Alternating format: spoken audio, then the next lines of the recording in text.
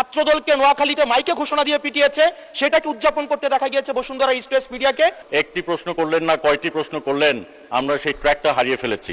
সাংবাদিকতা করা খুব ডিফিকাল্ট ছিল সেই সময়ও, ঠিক সেই সময়টিতেও অনেক পেশাদার সাংবাদিক তারা পেশাদারি দায়িত্ব পালন করে গিয়েছে। আমার প্রশ্নটি হচ্ছে, আওয়ামী লীগের সময় যেসব সাংবাদিক পরিচয় দিয়ে যারা গণহত্যা, যারা ভোট চুরি, গুম, খুন, ব্যাংক ডাকাতি, সেগুলোর বৈধতা এবং সম্মতি উৎপাদন করেছে মিডিয়াগুলোতে, এবং যারা আজকে সরকার দলে আছে বিএনপির সর্বোচ্চ নেতা বর্তমান প্রধানমন্ত্রী, উনাকেও বিভিন্ন ষড়যন্ত্রকারী, দেশদ্রোহী হিসেবে আমরা দেখেছি বসুন্ধরার ইস্ট ওয়েস্ট মিডিয়া বিভিন্ন সময় নিউজ করেছে।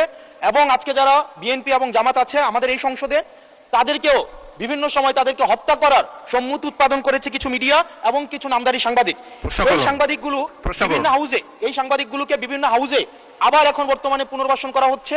এই জুলাইয়ের পরে এখন টিভি থেকে জুলাইয়ের পক্ষের যারা সাংবাদিক ছিল তাদেরকে বের করে দেওয়া হয়েছে, সময় টিভিকে দখল করা হয়েছে। ইস্ট ওয়েস্ট মিডিয়া অর্থাৎ বসুন্ধরা গ্রুপের যে মিডিয়াগুলো রয়েছে তারা প্রতিনিয়ত আওয়ামী লীগের পক্ষে সম্মতি উৎপাদন করে যাচ্ছে। গতকাল মাইকে ঘোষণা দিয়ে ছাত্রদলকে নোয়াখালীতে মাইকে ঘোষণা দিয়ে পিটিয়েছে, সেটাকে উদযাপন করতে দেখা গিয়েছে বসুন্ধরা ইস্ট ওয়েস্ট মিডিয়াকে এবং কিছু টকশোজীবীদেরকে।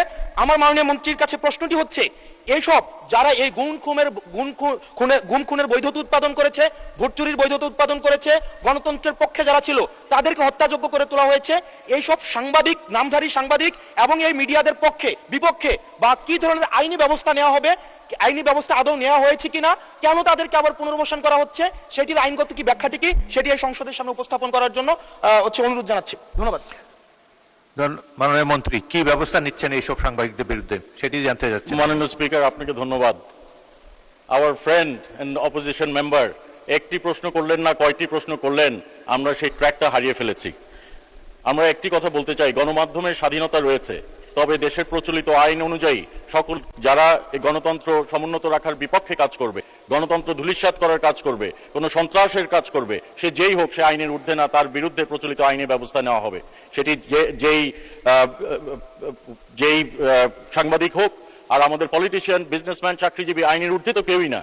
কাজেই কেউ যদি আইনের বিপক্ষে কাজ করে সে তার বিরুদ্ধে বাংলাদেশ জাতীয়তাবাদী দলের নেতৃত্বে যে সরকার গঠন হয়েছে, মাননীয় প্রধানমন্ত্রীর নেতৃত্বে যে সরকার গঠন হয়েছে, সেই বিরুদ্ধে নিশ্চয়ই প্রচলিত আইনের ব্যবস্থা গ্রহণ করা হবে। ধন্যবাদ মাননীয়